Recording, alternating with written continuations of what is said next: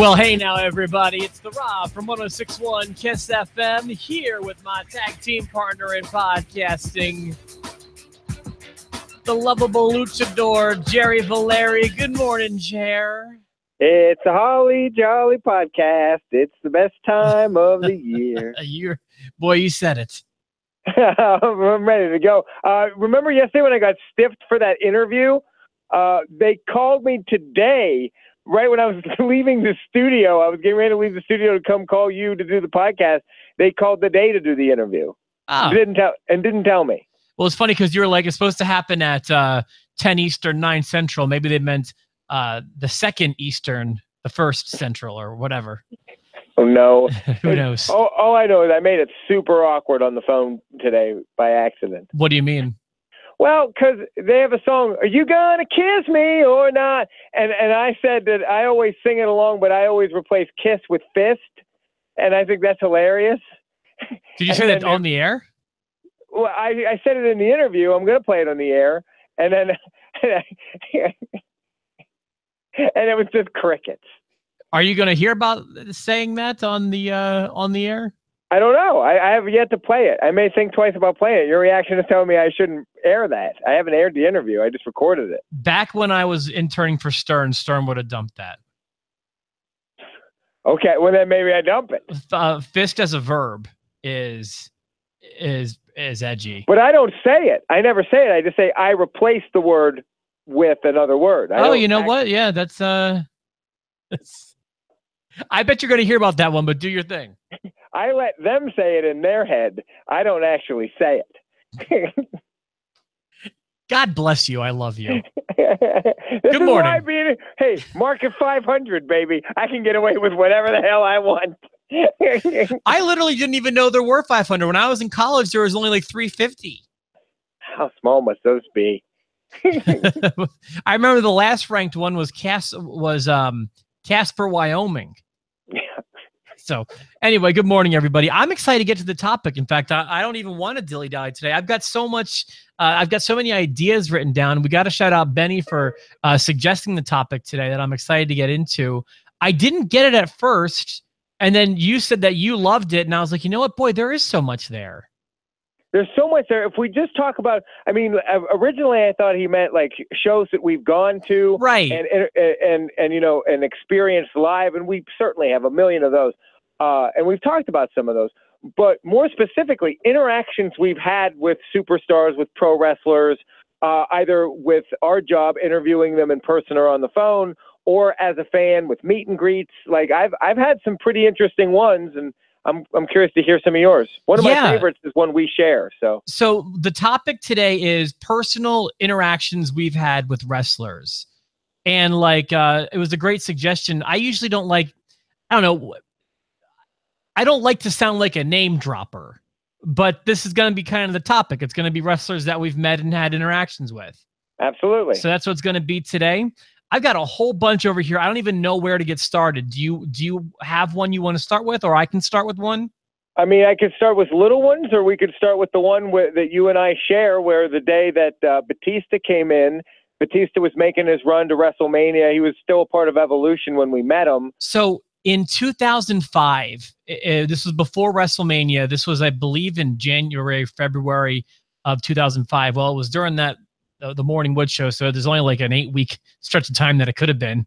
Right. But we had a red hot Batista who was right off the Royal Rumble of 2005 that he had just won. They timed that one perfectly. And he was going to be making his decision as to whether or not he'd be challenging for the Raw title or the SmackDown title at a Raw in State College, Pennsylvania, that Jerry and I both attended. And this is back when State College, Pennsylvania was one of their A-towns. Like, they were really coming here they were bringing their show here quite a bit. Yeah, it wasn't just a house show. It was, it came just a regular part of the loop back in those days. And you're saying that's the last Raw TV taping that's been in the Bryce Jordan Center? I promise you, the last time Raw has been at the Jordan Center, you and I were there, and I don't know which one that was. That would definitely be the last one I was at there. Yeah, then that would probably be it. And Batista came, and that morning we had you on the air with Batista, and we told Batista that you were making fun of his belly button tattoo. Batista, yeah, he wasn't, I mean, as huge of a Hollywood star as he is now. And Fish, who was the other host of the show, was the three of us. And Fish didn't know a whole lot about Batista. And we had mentioned that he was covered in tattoos, and I mentioned that he's got this one tattoo on his belly button that I described it back in the day. I described it as it seemed kind of homosexual. It was a different time back then.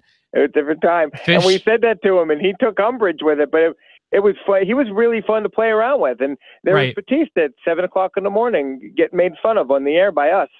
And then later in the day, it was a meet and greet situation, but you and I actually just had wings with him. We just had lunch at Hooters with him. do you remember how you responded to me saying he had a gay tattoo? I don't. He said, "At least we can see my belly button."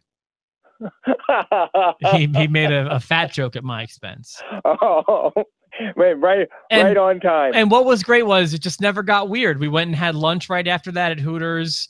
And yeah, it was just fun. He got it. That was fun. And then later that night, he's making the decision and taking on Triple H at WrestleMania. He's putting Triple H through a table. Yeah, put Triple H through a table right in front of us. Talk about red hot. That was also the Raw that Chris Masterson debuted at. Yeah, the masterpiece. The masterpiece, Chris Masters. So that was a fun one that you and I both shared. Do you have any separate ones? I have little ones and I have big ones. Yeah, I do too. We'll just go back and forth. We'll take turns. So one time, Brett and I met Mick Foley. Oh, that's what I'm jealous of. Well, actually, now that I think about it, I met Mick Foley a second time in Santa Claus, Indiana, when he was doing a fruitcake eating contest. The best. That's actually been since this show has started, so we've talked about that before. I don't know that I've ever told the story about meeting a sullen Mankind in a bookstore in Westchester, Pennsylvania. Brett and I went to a book signing. This was back when the book signing was not very well advertised. We just kind of saw on Mick Foley's website he was going to be at this random bookstore in Westchester. Westchester, about, I don't know, 45-minute hour drive from where we were outside of Philadelphia. Right. And Brett and I went down there, just the two of us. Brett actually dressed like Mankind for the event. We were expecting just like a long line of people to be there we were expecting it was going to take a couple hours to probably meet Mick Foley. He was signing it was his first or his second book. I think it was the paperback release of his first book. And we go to the store. There's like no signage that Mick Foley's going to be there. We're kind of confused. Like, are we at the right place? There's nobody here. We start walking around, maybe looking for a display or a table to find Mick. We see him in an aisle looking at books that he's thinking about, like shopping, looking at books that he's thinking about picking up. And Brett and I see him and we're like, Mick, we just drove here to see you. And he got real excited to see us because there was nobody there. This was in 2000. Wow, that surprises me. Maybe 2001. It was almost like, and Brett described it as he seemed like he was depressed that there was nobody there. And I remember him even saying, because we were worried we were going to be late. So I remember it was late before he was about to leave. And Brett even saying like, well, you know what? I bet you if we would have asked him if he would have gone out, if he wanted a bite to eat, he might have gone with us. Yeah, I mean, those are the opportunities where you can kind of turn that into a longer moment. Yeah, I mean, you get more than your handshake and a picture. He was so nice, took pictures. Of course, it was on a disposable camera, so it didn't turn out. Brett was dressed as Mankind, had the sock on, had a white shirt with a tie on. I remember Mankind asked him if he always dressed like him. He was really nice. Like I said, he seemed like thrilled that people came to see him. And there was nobody else there. It was so weird. The only interaction, I've never had an interaction with Mick. You know, I'd lose my mind for it. The only other story I've heard of someone in my life being close was my wife went to the same school as him. She went to Cortland University, SUNY, New York. Yeah. Portland. And that's where he went. And when she was in school, she's younger than him by a little. And how old is he? What, 48 probably? 50? I think it's not by a little, but I don't know. It's probably by a lot. But he came back to visit people. And so he was at a party where she was. she was like, I was there with this guy. He was a wrestler, and Mick Foley, blah blah blah. I don't know. He was really quiet, and everyone. She said everyone was making a big deal about it, but she didn't care and didn't know who he was. And I was like, you make me sick. So like, you're the problem. And then real quick, as an amendment to this, real quick, met him in a few years ago with Eric at the Santa Claus event, where I was really impressed to hear this. He mentioned after the fruitcake eating contest that he was being paid to be there, and he was going to be selling merchandise, but every single penny he made from his performance fee to the merchandise he was selling was going to 100% of it was going to the Albion Fellows Bacon Center, which is like for battered women here in the tri-state. And also want to mention real quick, he's going to be here later this month, also in Santa Claus at a church, doing a reading of his new Christmas book. That's a class act. Yeah. So I wasn't planning on buying a second copy of one of his books. I forget which one it was. I believe it was the third one, whatever the TNA one was. I think Countdown to Lockdown or whatever it was. But I bought anyways. I did anyways, and he signed it for free. And yeah, all the money went to the Women's Center. That's a perfect segue into my story. It's a little less philanthropic than philanthropic. It's a little less. It involves me as a child, my father, behind the Jaffa Mosque in Altoona, Pennsylvania, and Sid Justice is standing outside the door. We go around the back because Dad said sometimes the wrestlers are back here. Maybe you'll get to see the Ultimate Warrior. Maybe you'll get to see somebody. Who knows? So we go around the back, and Sid Justice is there. And I go up, and I'm amazed, and I wanted an autograph. And he signs a piece of paper, and then he hands it to my dad and says, "That'll be $10." For real? For real. My dad was like, "Whoa, you didn't tell me it was gonna be $10." He was like, "Well, then give it back." You're kidding. I'm not kidding. I didn't know that part of the story. Yeah. So you gave it back?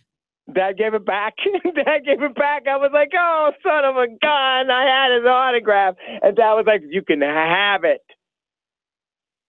And got in the car. That was like, "I know you wanted that. I'm sorry, but who cares?" He's like, "I wasn't giving that guy $10." Dude, was that a WWF show? I think that it was, although I did go to a WCW show before, and that could have been the show. I've seen a WWF show in that building and a WCW show in that building, and the WCW show is fuzzy. I remember Flying Brian Pillman and the Z-Man. I remember Jim Cornette, and I think I remember Sting, but I don't. But it's hazy. And the WWF show, I remember specifically Ultimate Warrior and Andre the Giant. I can pretty much promise you, he wasn't allowed to do that. That's awesome. With either company? Yeah, definitely WWF, but I don't even think WCW would have been cool with that, personally. Anyway, wow, I didn't know that part of the story. That makes it so much better. And then God bless your dad, who, like, I don't know, I would have had the heart to take the autograph away from you after my son already has it in his hands. But your dad did the right thing. I want to say that. Your dad did the right thing. He did the right thing, and if I'm looking at it as a father, he did drop a ton of money in the place. Like, I didn't walk out of that place without a poster, a blanket, and a T-shirt, and a Wrestle Buddy. I mean, like, it's the same thing when I took Evan to see wrestling at the Jordan Center. John Cena and Rusev were in a cage, and we walk in, and Evan buys the John Cena T-shirt, and he buys the wristbands and the headband, and like, there's $80 on John Cena, but he doesn't. but he doesn't want the hat because he said John Cena gives out hats, and so we're in front row of that, and John Cena. I see there's a handicapped kid in the front row down on the other side. Evan's never getting a hat. The handicapped kid's going to get a hat. And the handicapped kid gets a hat, and Evan looked at me and he was like, "We need to go buy a hat." Let me throw a few more at you. I'll kind of bunch a few of these together because they were at one event. So we went to WrestleMania 18 Toronto, Oh yeah, WrestleMania week. Me, Brett, and the other Jerry went to WrestleMania 18. Now, this was back when the fan access was a big deal. I remember my favorite part of the weekend was actually access. They had a ring set up, and there'd be stuff going on in the ring. And while you could wait 2 hours in a line for an autograph, or you could go, hang out with Andre the Giant statue. But there was like an actual show that'd be going on in the ring that was set up in like this warehouse in near the Sky Dome. And we got a chance to get a lot of handshakes, and I got some special memories out of that one though. So the few that I remember are this was when Tough Enough season 2 was on. Hardcore Holly was a trainer in that show. He had a Tough Enough 2 shirt on. He took it off and he threw it right at me. And so I got his shirt, and I got all the guys to sign it. And I loved that. And then I also remember that my other friend Jerry, we all high-fived Trish Stratus. But what was great about Jerry was like, dude, I just rubbed my balls. And then he high-fived Trish Stratus. So the joke was always that, Jerry's ball salt was on Trish Stratus. So it was then, 6 degrees of separation, Trish grabbed Jerry's balls. She grabbed his balls. Yeah. I mean, and I would give him that. Yeah, she totally did. There's actually, if you watch the pay-per-view and the DVD, they highlight fan access. And there was, there's like a couple frames, if you slow-mo it, where you can see me, Brett, and Jerry there. And then, but the big one from that weekend was, in front of us, we were like kind of front row, and then there'd be like crewmen and other people that were sitting in chairs kind of ringside, but their backs were to the barricade. So you could reach out and talk to the people in front of you. Nobody else realized this person was who she was. So we were the only people that said anything to her. But the three of us recognized who this woman was sitting in front of us in a chair in front of the barricade. Who was it? We tapped the woman on the shoulder, and I said, "Excuse me, would you sign this for me? I had a WrestleMania mat for autographs." And she said, "I will, but please don't tell people that I'm here." And it was Ada Johnson, The Rock's mom. Oh. Rock had a big match that weekend against Hulk Hogan. His mom was not there. Like if you weren't a huge fan, you probably wouldn't immediately recognize Ada. Right. But we recognized her as The Rock's mom. We told her how much we loved her son. She asked us not to make a big deal about it, but she would sign, and that's what we did. So we didn't. She signed it, and you kept your word. So it wasn't like it's The Rock's mom. It's The Rock's mom. We just like, hey, it's The Rock's mom. Check that out. Perfect. Kept it to yourself. That's nice. One of mine are yours are all like sweet moments. Mine are all nightmares. Like so I go for. I'm in college, so I'm up here. So it's got to be after 1999 because I wasn't at Penn State until 98, 99. And right by my apartment complex was a grocery store, Giant Foods. And I heard somebody was like, "Hey, I was just at Giant Foods and Booker T's there signing autographs." And I was like, Booker T's at Giant Foods. And I haven't been watching WCW much at that point. I was all in on the WWE. Price check on a jackass. Yeah. So Thunder was in town, and so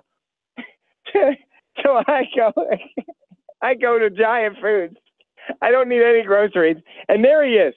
Much like your Mick Foley story, no one's around him. He's sitting by the produce. By the way, is this a legit signing he's at? Like Meet Booker T here? Meet Booker T here, but it wasn't promoted very well because I didn't know about it. Booker T is here. He's at Giant Foods. You can go up, you can meet, and you can talk to him. There's going to be a big old line, but there wasn't. He was just surrounded by like heads of cabbage and canned corn and nobody else. And I walked right in, and I walked right up, and I was like, Booker T, awesome. And he signs it. He's like, yeah, you've been watching my stuff. And I was like, yeah, I've been watching. It's been great. You're the best. I was like, you think you're going to wrestle tonight? And he was like, well, I better be. I'm the TV champ. And I was like, yeah, of course you are. Of course you are. He looks right at me and calls me on my bull crap. He was like, you didn't know I was the champ. And I said, I didn't. Well, to be fair, Booker, the title changes 3 times in a week. It's kind of hard to keep it straight. I'm sorry. I thought David Arquette was the champ. So yeah, that's a great one. I have another, I guess, similar to that. This was another book signing, but this one went really well. After Kurt Angle wrote his book, there was like a one that was promoted by WWE at a book signing. I believe it was the very same store in Westchester. I could be wrong. But it was a long wait to meet Kurt Angle. This was like, again, 2000, 2001-ish. It was me and 3 of my friends, Brett and the other Jerry and another kid. And the other kid, for some reason, said he'd pay me $10 if I told Kurt Angle he had the best ass in sports entertainment. And I was like, okay, I do that for free. But if you want to pay me $10 to do it, I'd be happy to. You just bought me lunch. This sounds good. And when you're 17 years old, $10 is a good bit of money still. And yeah, bought me lunch. When you're in radio, $10 is a good bit of money. So yeah, met Kurt. I told him. I remember I said 2 other things. And I remember at the end, I was like, and you've got the best ass in sports entertainment. And he started belly laughing. I remember he thought that was so funny. So there's my Kurt Angle one. That's awesome.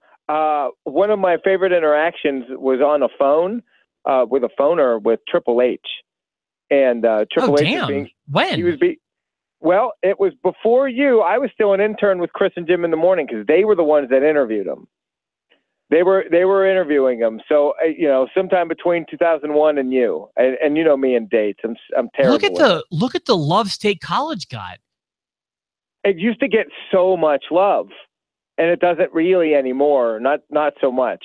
But with Triple H, they didn't know anything about wrestling. You know, those 2 guys didn't know anything about wrestling. So they kind of leaned on me, and I had a story that I wanted to tell Triple H, and I wanted to thank him for getting me laid one night. And okay. So my friend Matt and I, without telling this whole story, we were at a party and there was a bunch of girls and it was winding down. It's just girls and me, and it was looking pretty grim.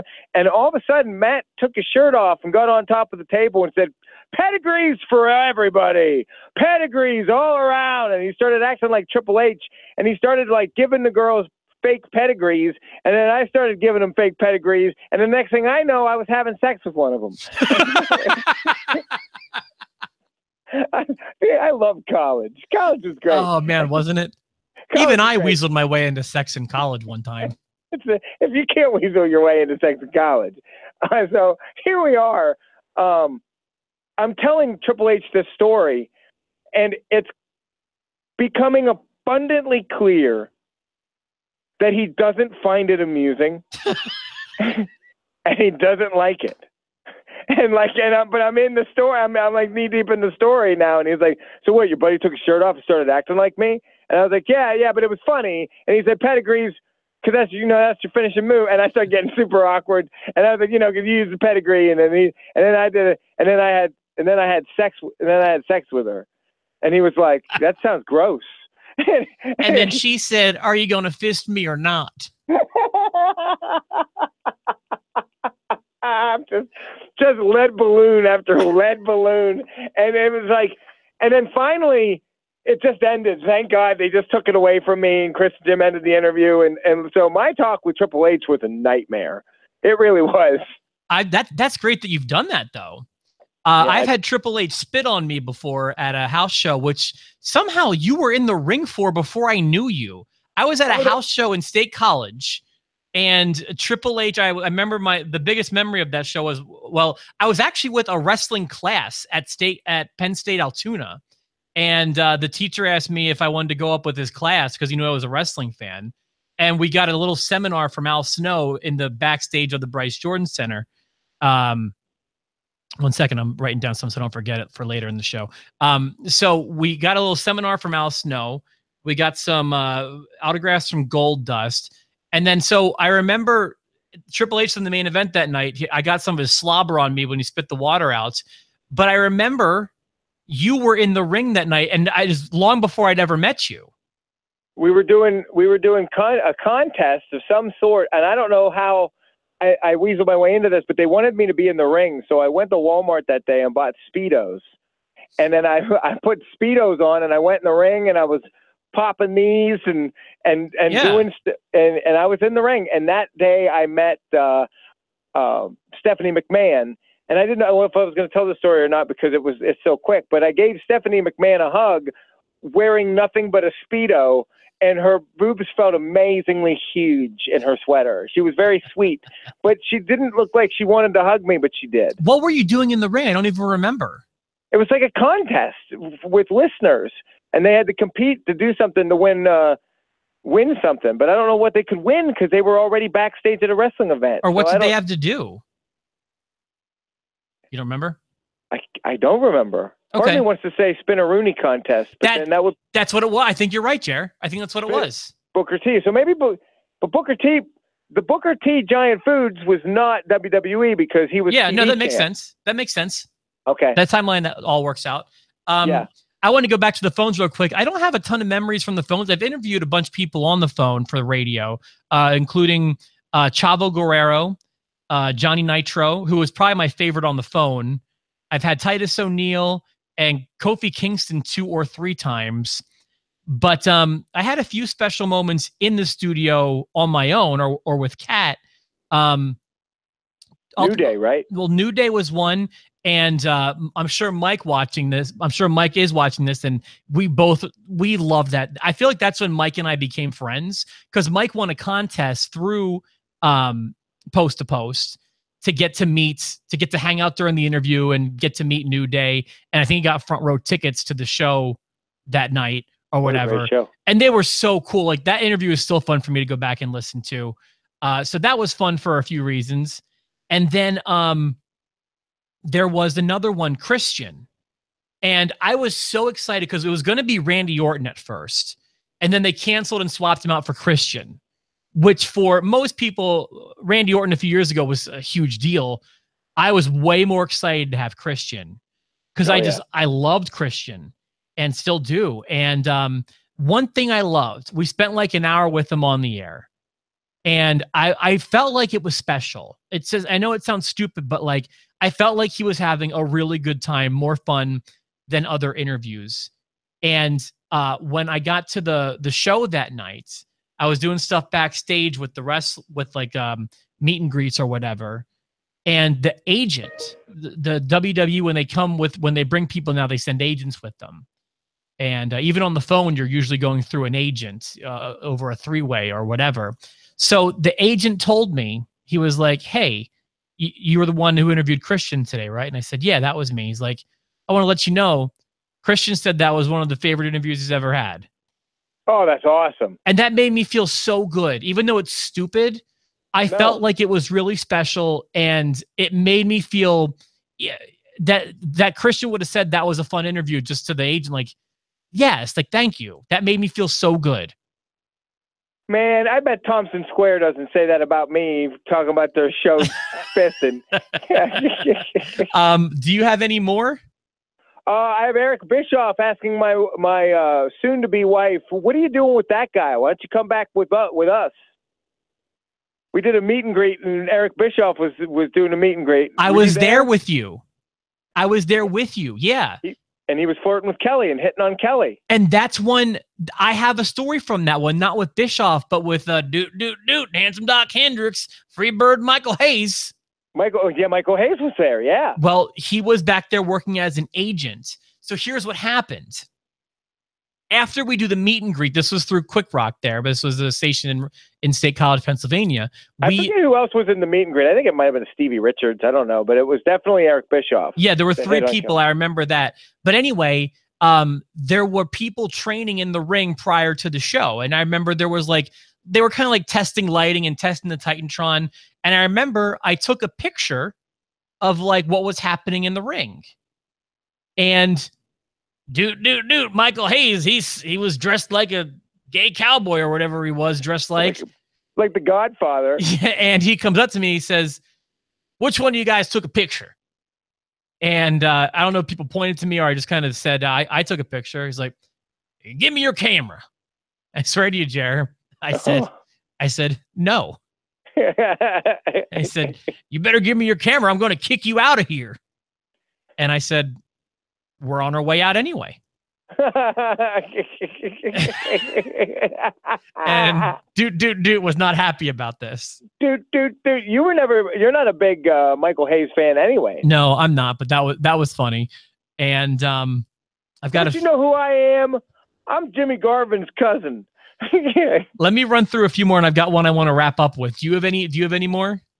No, I mean none is going to top what we've already done. You know, we've done some really good ones. You know, Sid Justice trying to shake my dad down. I feel like I could have ended with that one. When I was in 8th or 9th grade, Mark Merrow was kind of new to WWE, and Sable had barely been on TV at all. We were at a rest stop on a school field trip, and those two walked in.